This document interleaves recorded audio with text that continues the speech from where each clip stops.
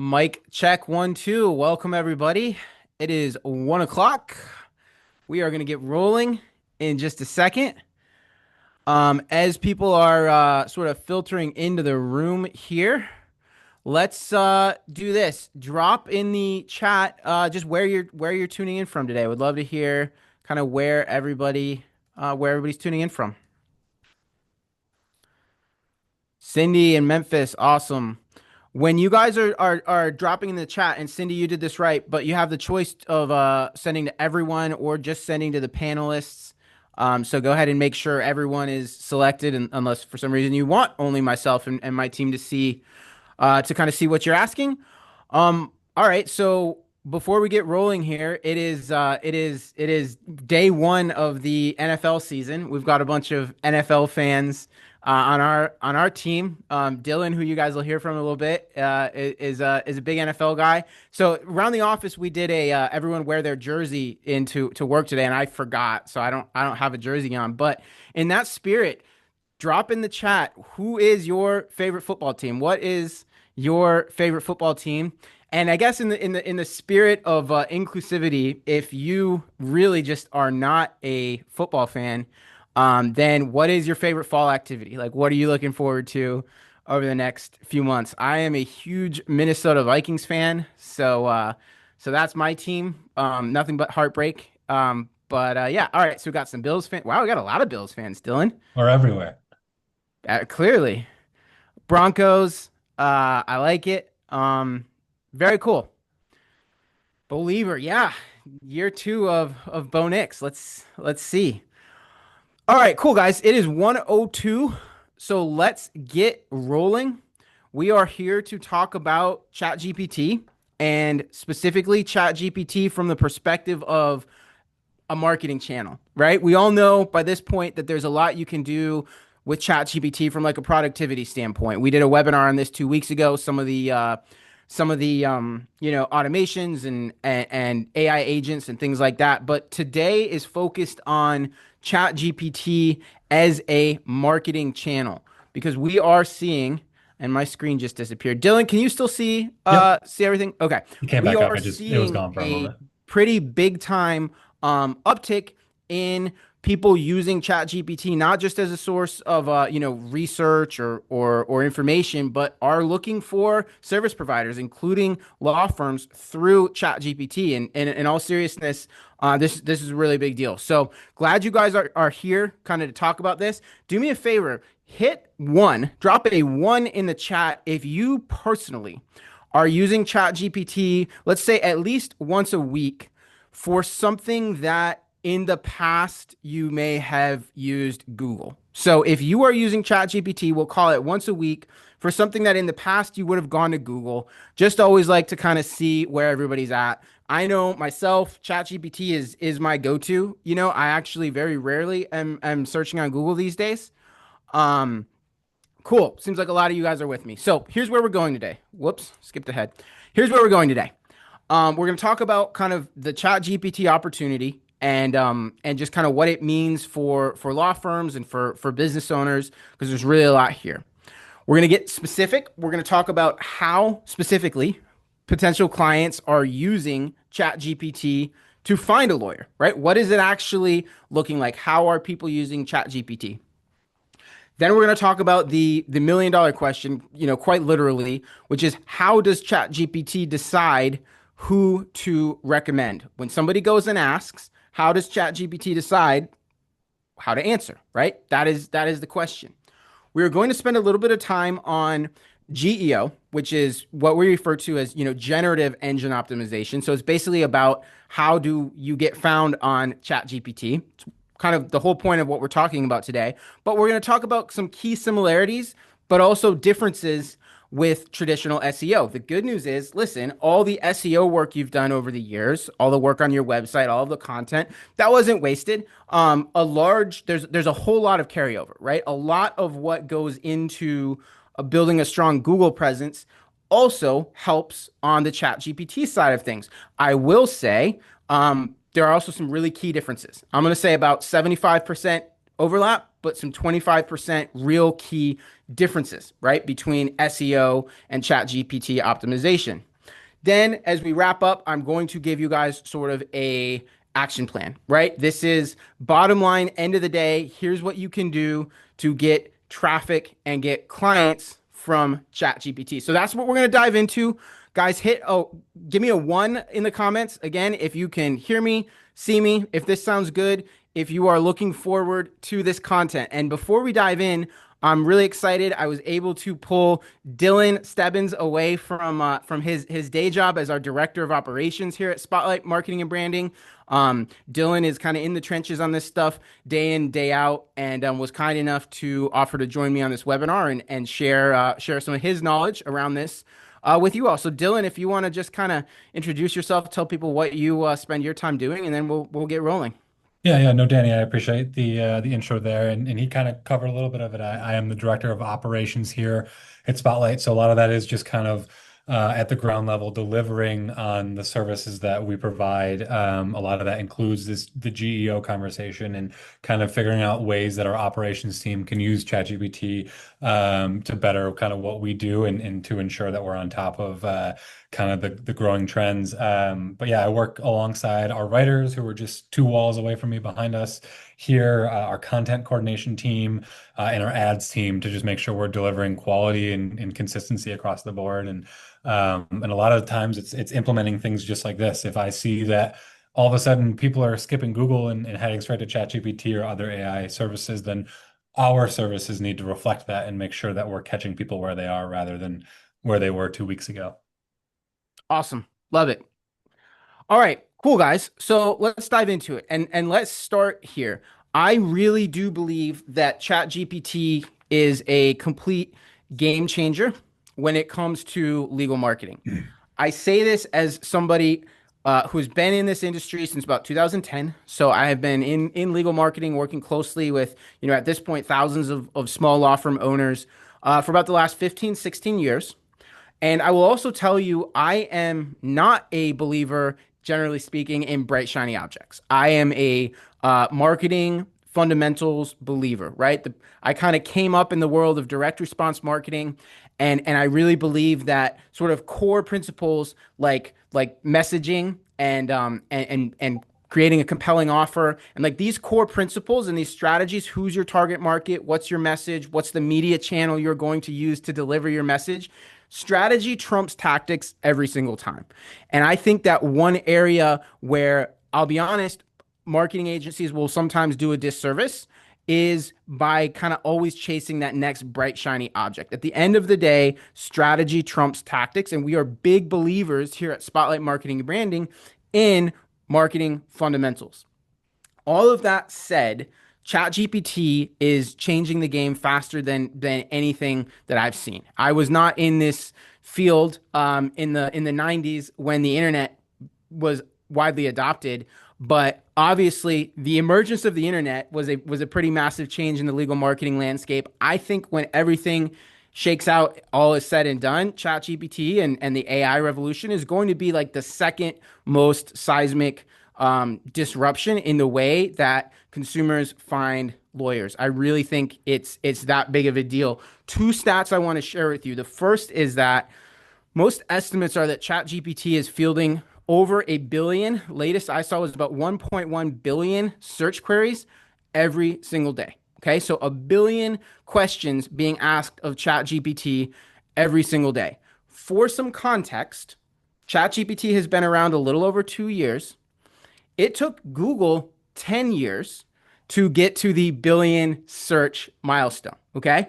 It took Google 10 years, and Google is about like the fastest growing company that like most of us probably can think of. Okay. And yet ChatGPT hit that mark in only 2 years. The speed of adoption of ChatGPT and AI platforms like Grok and Perplexity and Gemini. By the way, as I'm talking about ChatGPT, a lot of these principles you can just kind of extend to other AI platforms. But the speed of this adoption is crazy. So that's number one. And number two is, again, conservatively, from conversations we've had, from data I've seen, conservatively 10% of what was formerly organic search traffic is now going to platforms like ChatGPT, Gemini, Grok. Okay, this is happening. It's happening fast. A lot of you kind of confirmed that as we were, starting the conversation today. Consumers are using ChatGPT to find a lawyer, and it's happening fast. Yeah, yeah. And just to add to that, like we've seen that the way people find information, like Wikipedia now is being outpaced by ChatGPT, by these AI platforms. Like people are looking to it for everyday information and entrusting it, which is obviously a big leap that you want to verify and everything. But it is incredible how fast this is happening. And even before kind of what we are calling GEO was a thing, we had seen that over 60% of searches had become zero, what they call zero click searches, meaning someone is searching and making a decision based on what they see initially rather than sifting through a bunch of websites. And ChatGPT is great for that because now instead of having to be like, all right, I see, Anchor Law Firm on Main Street in Buffalo, but there's not really much more information. ChatGPT is going to give you, hey, these guys are a small firm that delivers personalized service. They're going to give you a little bit more information as soon as you hit that enter key on your keyboard. So it's a sensible trend that we're seeing. Yeah. So I don't want to overhype it. You guys are here, you get it. Um, but it just really is a big deal, and it does represent just a huge opportunity for those of you who are willing to be ahead of the curve and jump into helping your firm get found on ChatGPT. So let's talk about kind of what that looks like. There are sort of two main, I'll call them use cases, relevant to law firms that users are using ChatGPT for. And by the way, guys, as we're going, if you've got questions, feel free to drop them in the chat. We will answer them. We'll do our best to kind of answer as we go.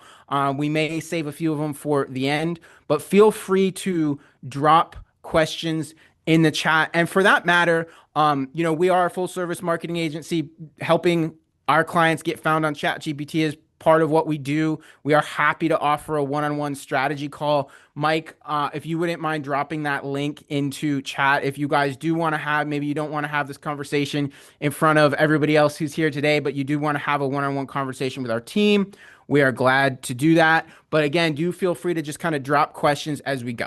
All right. So use case number one is asking a question. All right. For example, I know the resolution is small here, so I'm not sure if you can read this, but what are the first steps to filing for divorce in North Carolina, right? These types of questions. How do I create a will? How do I create an estate plan? How do I file for bankruptcy, right? And ChatGPT, you ask it that question, and it's going to spit out usually pretty detailed, usually from what I've seen, reasonably accurate answer, right? So in this case, kind of 9 steps to go through the process of filing for divorce in the state of North Carolina. Cool. Now, what you'll notice is, it's not recommending a law firm, right? This question is not immediately leading to here's the law firm you should talk to. This is probably, I say anecdotally because I don't think any of us really have the data, but this is certainly the majority of the use cases for ChatGPT right now. People are going to ChatGPT and they are asking questions. Another example, what are the first steps to filing a patent in the state of North Carolina? Here it gives a similar breakdown. I'm not going to show you all 7 steps or whatever it is, but I do want to point out, every time you ask a question, you can get a sort of a different formatted response. In this case, at the bottom of the response, it is citing some specific sources. In this case, from the USPTO, the patent office. And then it asks the follow-up question, if you'd like, I can help you find a registered patent attorney in North Carolina. So if you say yes, please help me find a patent attorney. I prefer someone in Charlotte, North Carolina. Now it is name dropping some law firms and it's giving a direct link to their website. Obviously, if you are mentioned in this capacity, you have the opportunity to get a lead and potentially a new client through ChatGPT. So even though it was a question, it then led to some specific recommendations. Guys, give me a one in the comments if you're with me, if this is making sense. If you've got questions, feel free to drop them in and ask. But this is sort of use case number one. Great. Awesome. Andrea, Heidi, Courtney, Byron, glad that this is making sense to everybody. Case number two, and this, in all honesty, is where it really gets interesting. Okay. This is when somebody comes to ChatGPT or Gemini or Grok or whatever, and they ask for a specific recommendation. All right. This is where you really want your law firm to show up. So, for example, can you recommend a high net worth divorce attorney in Waterloo, Canada? Chose this because we happen to have a high net worth divorce attorney as a client in Waterloo, Canada. And so you see it spits out four answers. Our client, Musson Law, comes up along with three other law firms. Okay. You'll notice here, even though it does, make a specific recommendation for whatever reason, it did not link the website directly, although of course you can ask it to provide contact information. All right. Jackie, I'm sorry this is a little bit small. I'm happy to send you the slides afterwards, or you can zoom in. But I have a lot of text on some of these slides, so this was the best I could do. But I promise I will read the parts that are important. Um, so okay, example of high net worth divorce attorney, Musson Law showing up, right? Now, this is where it gets interesting because one of the things about ChatGPT, and Dylan was kind of hinting at this a moment ago, is that it really can create a little more nuance to the types of recommendations it gives. So in this case, Anna Marie Musson, who's a client that works with us, and her focus is high net worth divorce. And so this prompt, I live in Oakville, Canada. I'm thinking about getting divorced. I own a business and have a pretty high net worth, and I'd like to work with an attorney who specializes in high net worth. Can you recommend somebody? Gives Anna Marie Musson, right? And it breaks down in some detail, where she's located. Here's her URL. She's the managing partner, specializes in high net worth divorce, business owner separations, that type of thing. Okay, so specific question about high net worth produces this answer. In contrast, same question, same area, except I say, I'm in Oakville, Canada. I need to find a divorce attorney. I'm looking for someone who is very cheap. Can you recommend a couple of options? Completely different set of results. This is super, super important. If you are very clear on the types of clients you want to attract to your law firm, you want to be sure that your website is loaded with this content and that you've basically used every channel available to call out the specific types of clients you want to work with, because ChatGPT will make recommendations based on your ideal client avatar in a way that Google doesn't.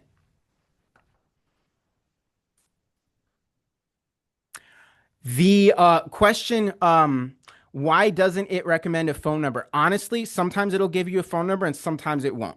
Dylan, you kind of hinted at this earlier too. Like it customizes results based on a bunch of different factors, including what it knows about you as a user Yep. of ChatGPT.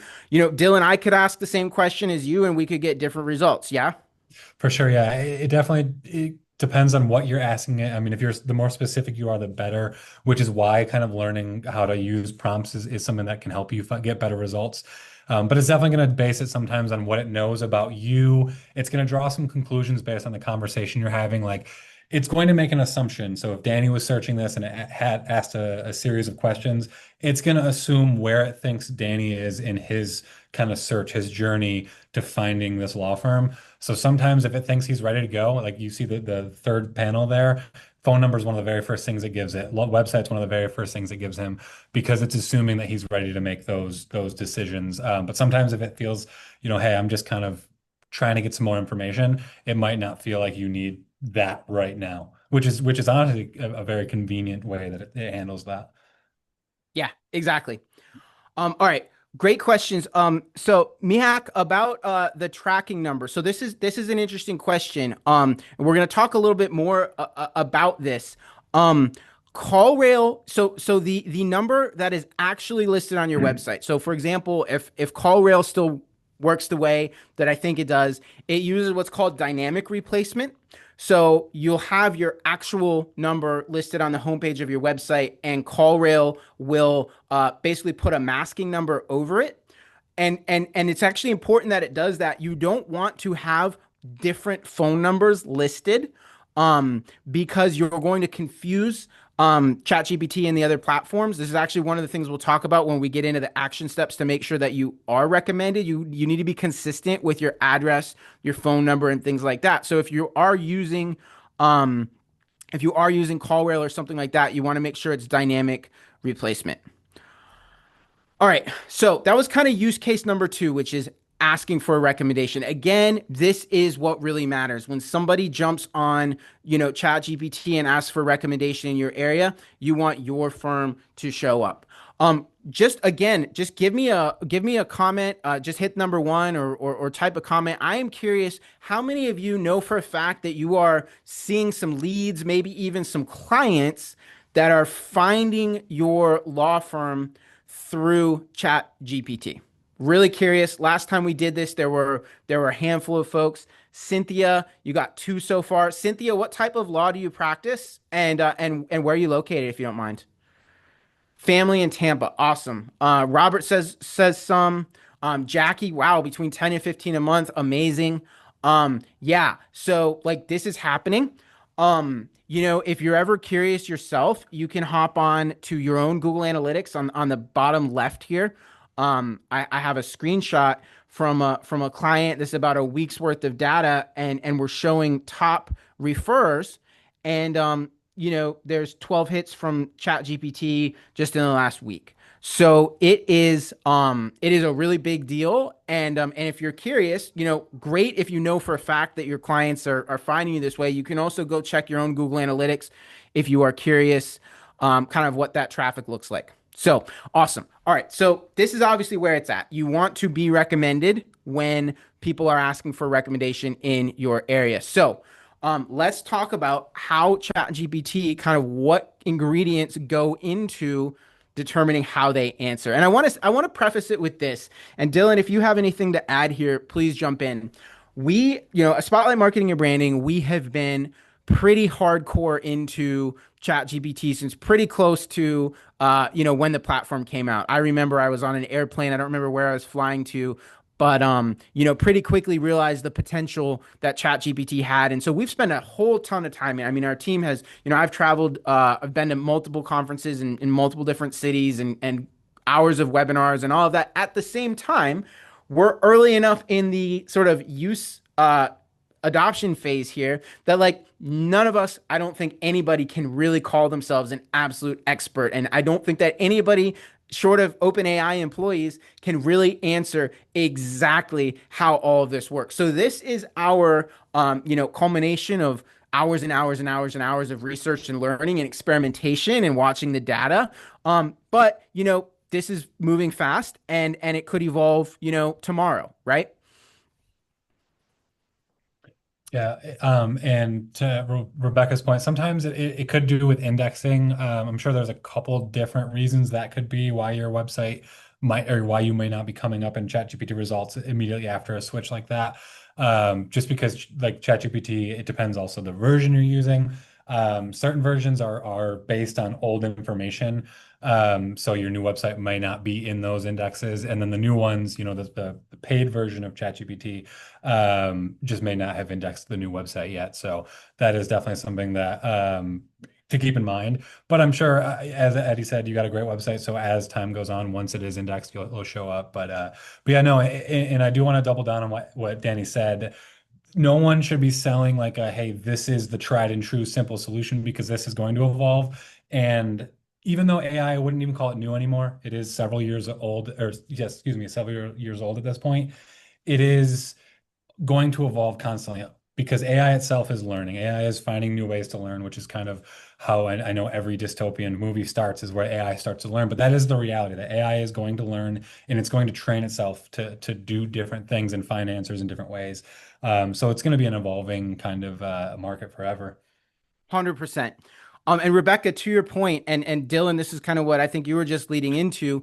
So ChatGPT is trained from different data sources, which is different than the way a typical search engine works. Google is constantly crawling the live internet. The early versions of ChatGPT didn't do that at all. Basically, every couple of months, it was trained on a data set. And that data could include, and typically did include, big portions of the live internet, but it all happened at once. And so if ChatGPT trained itself on a batch of data in November 1st, let's say, and then you made a website change November 15th, ChatGPT is not going to know about it until the next time they retrain it, which 3 to 6 months is my understanding of kind of how that typically happened. Now it gets a little complicated because certain versions of ChatGPT do actually crawl the live web. And this is an area where Grok and Perplexity and Gemini all work differently. Gemini does crawl the live web. Grok, I don't think they crawl the live web, but they crawl everything on X in real time, right? So the reality is that depending on what version you're using, you may or may not have up-to-date results from the live internet. It may be based on training data, but some combination of public websites, which is government. You saw the USPTO, the Patent and Trade Office, come up. We have seen that AI platforms give a lot of weight to government websites, media websites, things like that, but is also absolutely pulling from private websites. So your law firm website, our website, right? ChatGPT, as long as you structure content properly and do some things in the back end properly, will absolutely be crawling your website, other law firm websites for this type of information. Another big one is forums like Reddit. If you ask a question of ChatGPT, it is very often going to pull from Reddit in answering that question for you. Quora is another one. There's a lot of forums and directories that ChatGPT will pull from. It also does recognize video content. So the content that you've been producing and using on YouTube, on your website, that can all be pulled into AI platforms as they're answering questions. Same with blog content. All these blogs, all these videos that we're always telling you guys to produce, turns out those sort of marketing fundamentals also are very helpful in the world of ChatGPT and AI. And this is the point that Dylan was making earlier. Some platforms are crawling the live internet, while others are relying only on their training data set. Dylan, anything to add from here before we keep moving into trust Yeah. signals? Yeah, I think it's important, kind of the very end here, the trust signals part, and just kind of the overall theme of what you're talking about with the different places that these AI programs are pulling information from. Very early on in this webinar, you mentioned how important it is to have consistent contact information across the website, or excuse me, across the internet. We've had a couple clients that have had different results showing up in ChatGPT where their law firm's coming up in ChatGPT, but saying different things about it. Turns out it was because maybe they updated their website. They got rid of the old practice areas they don't do anymore, but they forgot to update the bar website. So the bar website still says they do family law when they don't do that anymore. Or another, their Justia, they're a endless list of law firm kind of directories. So it's definitely important to keep information consistent because of things like this, because ChatGPT, unlike Gemini, isn't going to tell you it doesn't have confidence. It's just going to give you the most confident answer it can give you. So sometimes it's going to tell you, hey, this person does family law when they are only doing estate planning now, for instance. So be consistent and kind of make sure you're checking those directories that you've been a part of, to get that information updated. I love that you said it that way, Dylan. ChatGPT is so confident whether it's right or Mhm. wrong. My favorite is there are times when it will make just a kind of obvious like math mistake or something like that. And then you say, "Hey, that doesn't seem right." And then it's like, "Oh, you caught me. Like, Yep, here's the correct answer." And you're like, "Why didn't you give me the right answer the first time?" And it like doesn't acknowledge the question. for sure. It is confident, right or wrong. And hey, maybe there's something about confidence we can all learn from ChatGPT. But Something to like to that. to your point, Dylan, it is really important to make sure you have consistent, accurate contact information. Cheryl, looks like you have a question. I see a hand raise. If you did that on purpose, feel free to just kind of drop that question in chat and we will answer it as soon as we can. And if not, then that's fine too. Um, all right. So as ChatGPT is deciding kind of how to answer these questions, it looks for what's called trust signals. And trust signals are just, ways of determining which content, ChatGPT should give the most weight to in this day and age of like fake news and this and that. Like, yeah, it's a little bit of a challenge sorting out um, what is accurate. And so here are several really important steps that you can take in order to send positive trust signals and improve your ChatGPT visibility. The first is accurate and consistent contact information, often abbreviated NAP, right? Name, address, phone number across all of your digital platforms. This includes your website. This includes directories like Dylan was mentioning. This includes your social media platforms. You need to have your law firm name listed, spelled, punctuated exactly the same across all these platforms. Like, don't put PLLC on your Google My Business listing and then not on your Facebook page. You want the name, address, and phone number for your law firm to be consistent everywhere it appears across the internet. And Dylan, that was the point you were making earlier too about practice areas too, right? You want to make sure that if you've got a listing on a directory that it is up to date so that ChatGPT is making the right recommendation. Yeah? Yeah, for sure. And it's one of those things where you can have a million leads, but if they're all calling you for the wrong thing, it's not going to get you anywhere. You don't want to pick up the phone, every day and have your receptionist busy answering calls all day looking for the wrong thing. And I know for law firms, that's a specific challenge. We work with law firms all the time that are transitioning and say, hey, I don't want to do X anymore. I want to practice, focus either on this one practice area or adapting other services that we want to do more of. It is a challenge because ultimately all of your marketing up to that point has talked about those things, and you want to get away with that. Oh, excuse me, away from that. So that's why we definitely recommend just being consistent and being thorough, just thinking, where have I put information out there? And sometimes it's out of your control because some of these places are just compiling information from other locations on the internet. And if you can reach out to them, great. But sometimes if you have a login, if you have a contact with a website, make sure you have someone in your office on top of that, because it is going to be kind of very impactful going forward with the way these trust signals work. Yeah, for those of you that have a marketing manager, a marketing assistant on your team, or maybe some of you here are the marketing manager or the marketing assistant, this is a great project, which is just auditing every single platform that your business listing shows up and making sure it is exactly the same everywhere. It sounds simple and easy, but it's really important. This is an easy win if you jump on it. Next piece. So original content on your site. So there's value in YouTube videos, but you should also have those videos on your website. There's value in writing blogs, articles that appear, on a bar review website, right, or on in the media. But you also want to have that content on your own website. We'll talk a lot more in the next few minutes here about what that content should look like, how you should structure it, but understand that it's really, really important. You are feeding ChatGPT when you create content for your website. Okay, so that's really important. Third-party links and mentions, very similar to the SEO world, right? Where if you can have credible links back to your website from other sources, that sends a message that your website is to be trusted. Positive reviews are huge. Hopefully all of you have been pursuing reviews kind of this whole time, right? Because they're valuable. Just I don't have to tell you why reviews are so valuable from an SEO perspective, from just generating trust when someone lands on your website.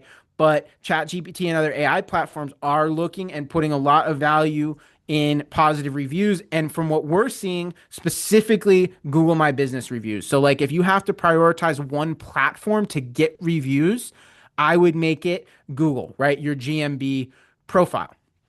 Here's one that might ruffle a few feathers. You want to have pricing information available on your website. The goal with your website content from a ChatGPT perspective is to answer the questions that potential clients are asking. One of the top questions that potential clients of law firms ask is, how much is this going to cost? How much does it cost to get a will done? How much does it cost to get divorced? How much does it cost to file for bankruptcy? How much does it cost? How much does it cost? And if you can put this pricing information on your website, you are going to have a really good chance of being cited, because a lot of law firms don't do this. Now, I understand all the reasons you probably don't want to do this. I'm not telling you you have to list your hourly rate. I'm not telling you you have to guarantee a certain price. But what I highly recommend all of you to do is have a price range on your website. So have a page on your website that explains how pricing works. So let's say you're a family law firm, you should have a page on your website that is answering the question, how much does it cost to get divorced? And you provide a big range, okay? You can say, listen, if it's collaborative and you agree and you don't have any kids and you and your spouse don't have very many assets to split up, it's going to be on the low end of this range. Maybe it's going to cost $4,000, right? But if you have a lot of assets, if it's contentious, it could be on the high end of this range. It could be $25,000 or more, right? And the point is you give a range and then you explain a little bit what are the factors that go into determining whether something is going to be on the lower end or the higher end of that pricing spectrum, right? And again, this is helpful information. A big part of what your marketing is supposed to do is attract the right types of clients and keep others away. And so, listen, if your ideal clients are high net worth, then putting some expensive price points on your website might scare some people who can't afford it, but those aren't the clients you were looking to attract anyways. Okay. So don't shy away from this. I know, again, from having this conversation many times, it feels a little weird for a lot of law firms to think about including pricing information. But you should consider it. A couple other things, and I'll kind of cruise through here in terms of trust signals. ChatGPT is looking for, thought leadership. It even rewards folks who maybe have a unique point of view, right? Google and search engines, when they're evaluating content, they're really just looking at keywords, right? Do you have the right keywords in the right places? Do you have enough keywords? Is your keyword density good? Do you have keywords in your headlines, this and that, this and that? It's really like a math equation. ChatGPT is actually looking for ideas, and they will capture the ideas that you have on your website and translate them into answers. So, this is where having some quality content that isn't just SEO like spam is really helpful. Another big one. You want to have an about page on your website, or in all honesty, this can happen anywhere on your website that really talks about what makes your firm uniquely valuable. So if you think back to the example we shared at the beginning, our client that specializes in high net worth divorce, that language is sprinkled throughout her website, and it means that ChatGPT recognizes that those are specifically the types of clients that it should recommend for her firm. Let's say you're a criminal defense attorney and it's important to some of your clients, it's valuable to some of your clients that you're a former prosecutor. Include that information. You should literally sit down and make a list of like, what is every single selling point you can think of that makes your law firm uniquely valuable, and make sure that content is captured on your website. Okay, you're giving ChatGPT ammunition, you're helping it recognize good use cases to make a referral to you. Guys, throwing a lot of information at you. I hope this is helpful so far. Drop a one in the chat if you're still with me, if this is making sense, if it's helpful. Also, feel free as we're going here to go ahead and ask questions. Gray, Andrea, Heidi, Brooks, Robert, great. Glad you guys are with me. Clem, good to see you. Vanessa, awesome. Thanks, guys. Glad this is helpful. Barbara, should that info be on every page of the website? I don't think all of that information needs to be on every page of your website. I would use your about page as a really great place to sort of naturally list a whole lot of the sort of unique selling points about your law firm. But you can also probably get a lot of them on your homepage. Dylan, do you have any thoughts on that, on just some other places on your website to sort of work Yeah. that content?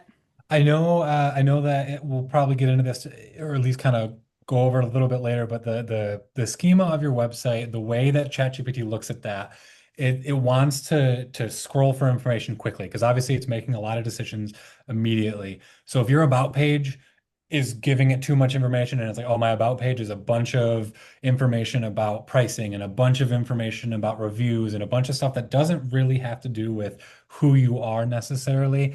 It's gonna either force that information in the wrong kind of prompt, or it's gonna pass you over because it's like, hey, I'm confused on what we're doing here. It says I'm on about page, on an about page, but all of a sudden we're talking about pricing.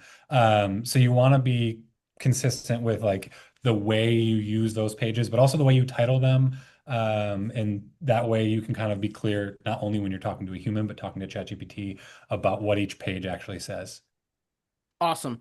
And guys, also a reminder as we're going here, you feel free to drop questions, but also we are more than happy to schedule a one-on-one strategy call. Eddie and Jana on our team are here. And Mike, if you don't mind dropping that link for anybody who would like to schedule a one-on-one call, and we'll kind of talk through what this looks like for you, your law firm, your website.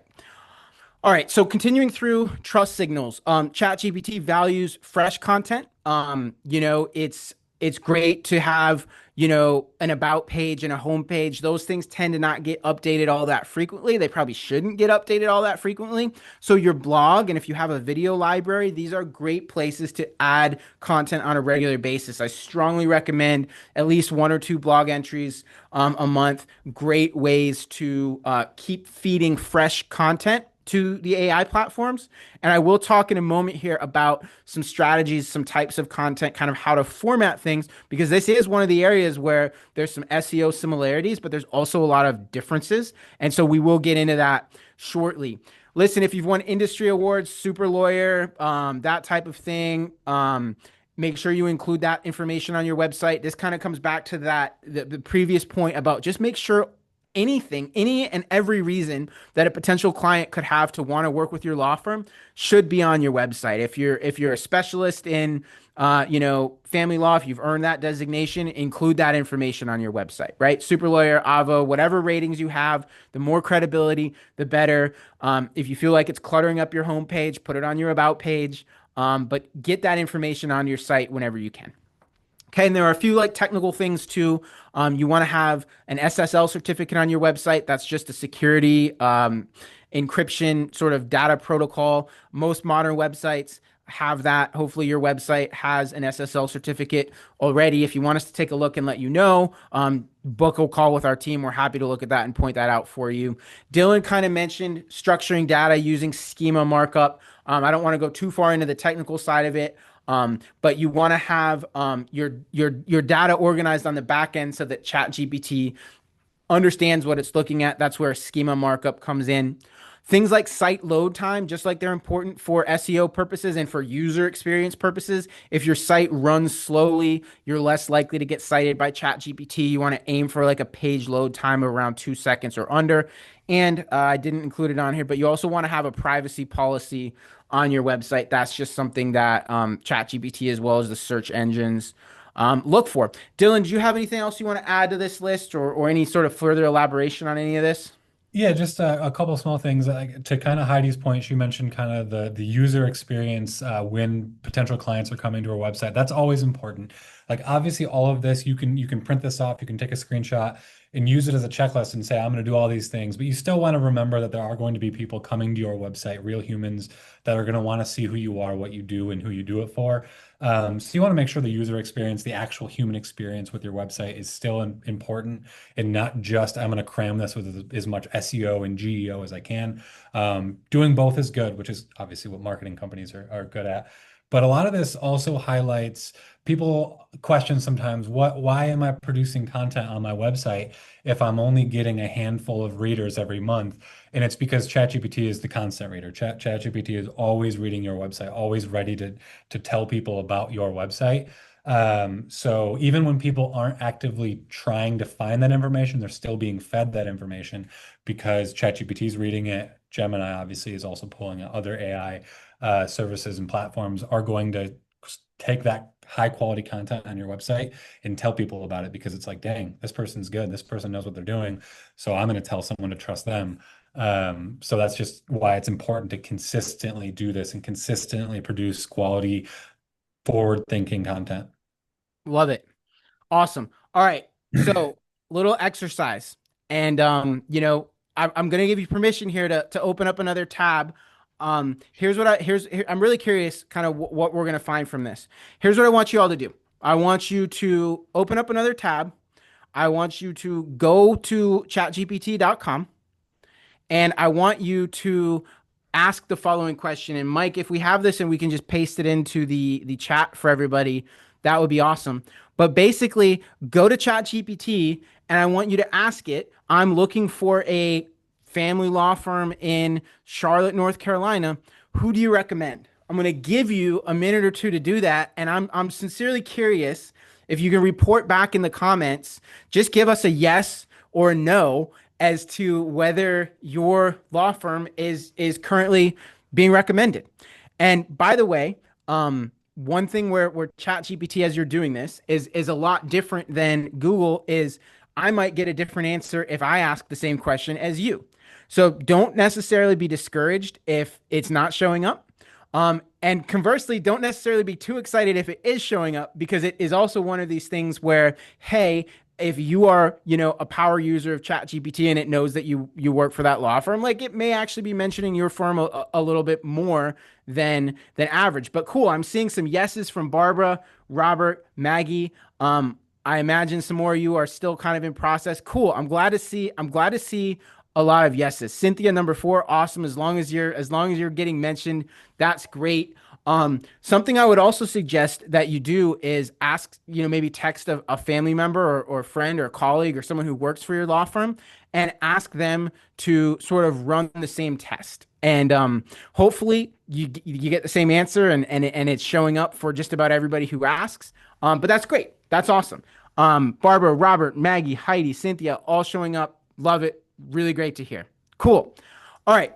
So let's keep moving here and let's talk about some of the key similarities and differences between GEO, which we refer to, which abbreviates to generative engine optimization, right? Which is basically how do you get found on ChatGPT, versus traditional SEO, right? Which is search engine optimization. Okay. I would say, and Dylan, if you see it any differently, I'll give you a chance to jump in here too. But there's a lot of overlap. I'm going to say maybe 75% overlap in terms of best practices for SEO are going to be helpful for GEO, but there are definitely some key differences. And let's start here. So this is a personal injury firm in Boulder, Colorado that is a client of ours, and we do our advanced SEO service for them. And so search query is personal injury firm in Boulder, Colorado. This client, it's Debbie Tossig Law. So they show up second in the map pack, right? You have your sponsored response and then your 3 organics. They show up on their spot number 2. And then they are the 3rd entry in the organic listings as well, right? So very strong presence on page 1 of Google through traditional SEO. Okay, so then the question is, how much of that translates? And in their case, you jump onto ChatGPT and I ask the same basic question: can you recommend a good personal injury law firm in Boulder, Colorado? And boom, they are number 1. Okay, awesome. So clearly, the SEO work has paid off to the point where ChatGPT also recognizes them as a reputable law firm. I also want to point out kind of what we were talking about earlier. If you look at the Google side of things, the information it's sharing is just basically reviews and contact information. But look at what it says on the ChatGPT side of things, and you're getting a lot more nuance, right? And this is where what I was talking about a few minutes ago, why it's so important to create, arguments as to why ChatGPT should recommend your firm. Under Debbie's listing, former insurance defense attorney, now representing injured clients, known for personalized attention and strong negotiation trial skills, focus on car accidents, slip and fall, wrongful death, catastrophic injuries. Really great nuance. And so this is why it's so important that you are using your website as a platform, not just to say, hey, I'm a personal injury lawyer, but to say, you're a former insurance defense attorney, a former prosecutor, that type of thing. Really give ChatGPT those reasons to recommend you. Also, if you look down at the bottom here, ChatGPT gives its own little recommendation, right? So it says, if you're looking for a small firm with personal attention, Debbie Tossig or another law firm could be a fit. If you want a larger established firm with a national recognition, here are some other firms to consider, right? And so that nuance makes its way into the ChatGPT results. I also want to point out one other really interesting piece of this. If you look at the Google results, all right, let's look at the 4 names in the map pack. we've got Postman Law, we've got the Wilight Law Firm, we've got Debbie Tossig Law, and we've got Tengi Law Firm. Okay. The top four, according to ChatGPT, Debbie is number one, Tenge is number four, and then two and three don't show up over on the Chat GPT on the Google Map side of things. So two of the top four from Google showed up on Chat GPT. The other two did not. Right. So clearly there's some similarity, but there are also some key differences. Dylan, you have any thoughts on this?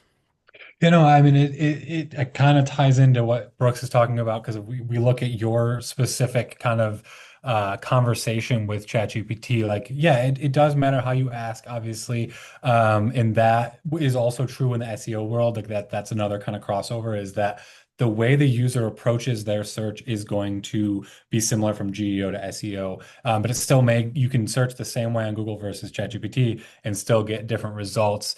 A lot of this relates to also like with Debbie, with the people that are going to show up consistently from one to the other, is people that it's like, I'm not going to worry so much about them being very specific in finding me. I want to cover a lot of ground. I want to make sure that I'm targeting a market that's going to find me no matter their approach to kind of the question that they're asking on Google or on ChatGPT. So maybe someone hyper focused on something, and if I ask about, hey, someone who does military family estate planning, someone who's hyper focused on that might show up easier on that. But someone who is kind of taken a more general approach and targeted a wider audience is going to catch attention with more ways that you're asking those questions. Awesome. And I do want to just I know I've made this point a couple of times, but I just can't express how important this is.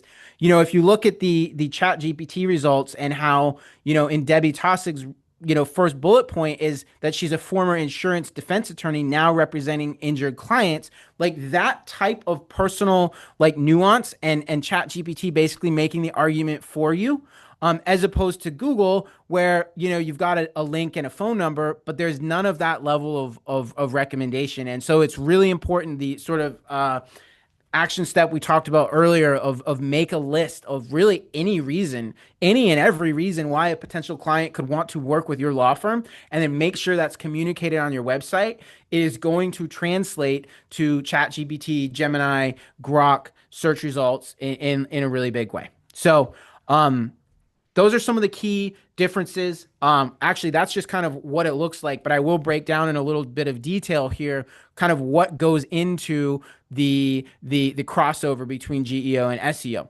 Big one is content formatting, right? Google is basically looking at keyword density. Did you put the right keywords in the headlines?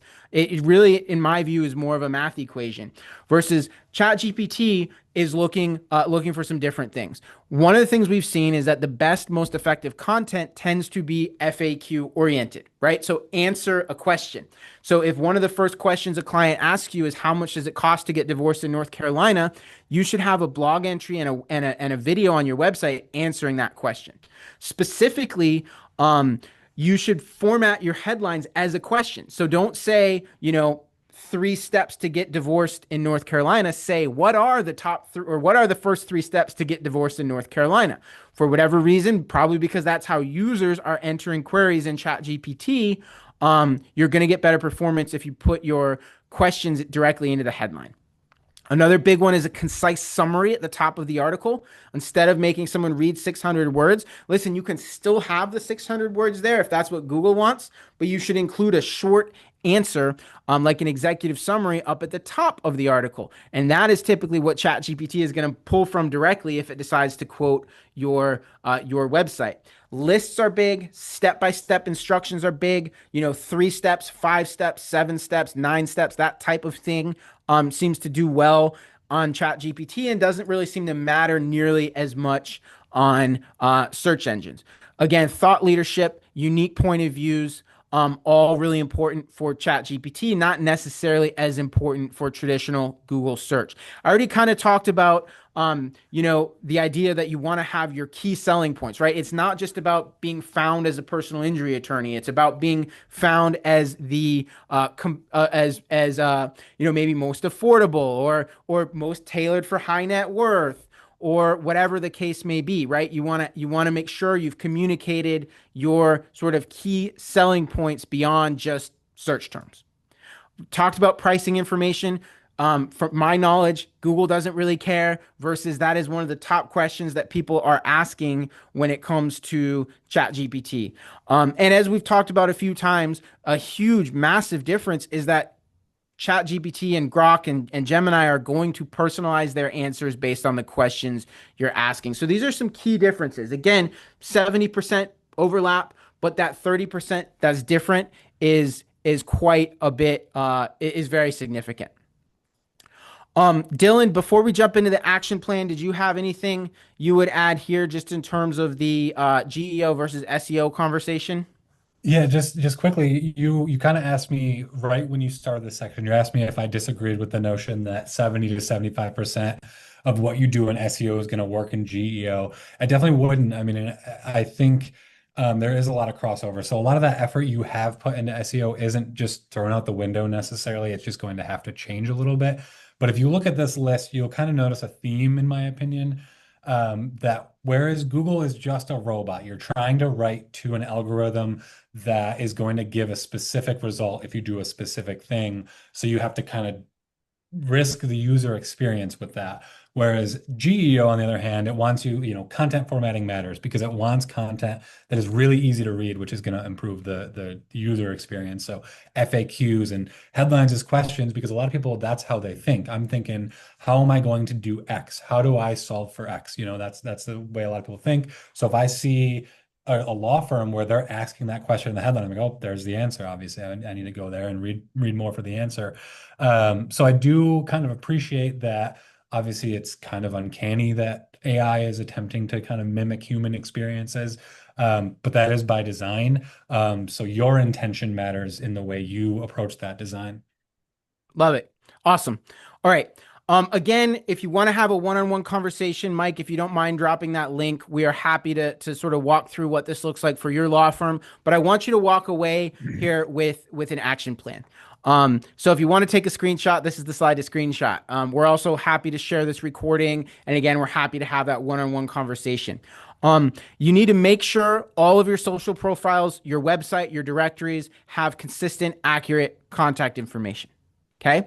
You should be publishing blogs and articles that answer questions your potential clients are asking. Make sure you get a question into the title, include an executive summary, and look for concise answers, right? Be concise, be direct, give step-by-step instructions if that makes sense. These are the types of things that ChatGPT looks for. Lauren, should we go back and change titles of old blogs? Man, that is a good question, a tough question. I would personally probably not do that.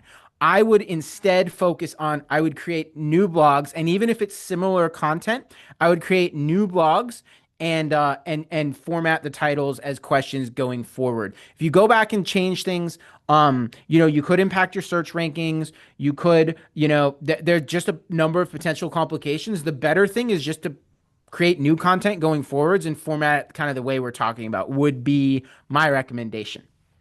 Okay, we've talked about FAQ style video content. Film a video, ask a question or answer a question, put it on YouTube, make sure it gets to your website as well.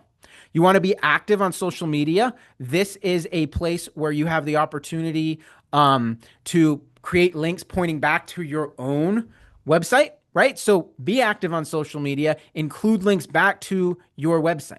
Okay, we talked a couple of times about how important it is to have reviews constantly.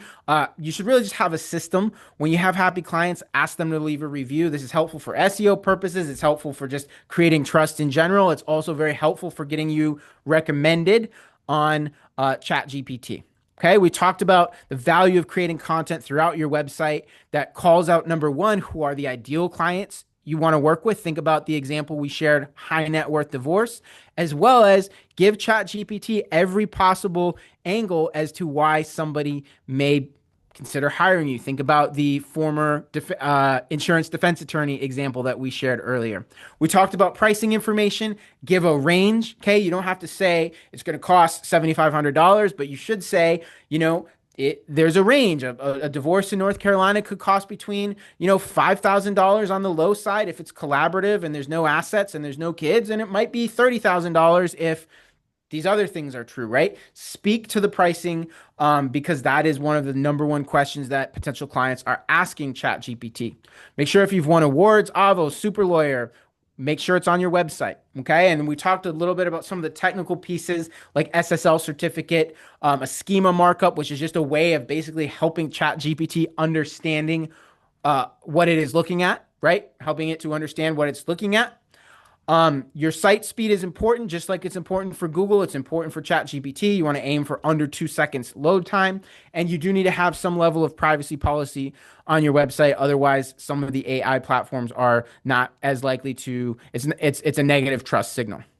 All right. Yes, we are happy to share recordings. A few of you guys asked this. I'll also, just one more time, if you want to have a one-on-one call with our team, Eddie and Jana, I don't know if you guys are still with me, but if so, feel free to hop on the screen here. Eddie and Jana are our two senior marketing strategists. They are right across the office from me, probably hearing me through the walls because I'm really, really loud and annoying when I talk. But they are both here to have one-on-one conversations with anybody who wants.